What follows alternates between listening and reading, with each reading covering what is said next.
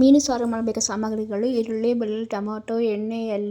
ಎಣ್ಣೆ ಸ್ವಲ್ಪ ಹಾಕಿ ಫ್ರೈ ಮಾಡಬೇಕು ಫ್ರೆಂಡ್ಸ್.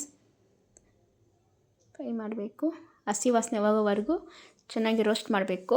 ಈರುಳ್ಳಿ ಇದು ಟೊಮೊಟೊನ ಸ್ವಲ್ಪ 1 ಸ್ಪೂನ್ ಖಾರದ ಪುಡಿ, 2 ಸ್ಪೂನ್ ಧನಿಯಾ ಪುಡಿ, 1 ಸ್ಪೂನ್ ಸಾಂಬಾರು ಪುಡಿ,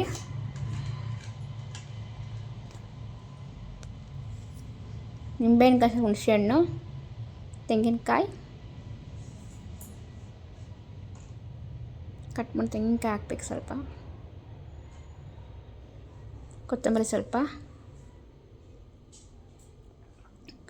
ಇವೆಲ್ಲವನ್ನು ಹಾಕಿ ಮಿಕ್ಸಿಲಿ ರುಬ್ಬಬೇಕು.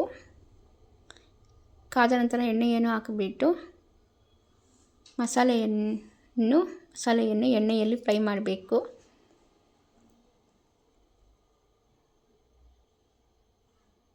ನಿಮಗೆ ಎಷ್ಟು ಬೇಕಷ್ಟು ನೀರು ಹಾಕ್ಕೊಳ್ಬೇಕು.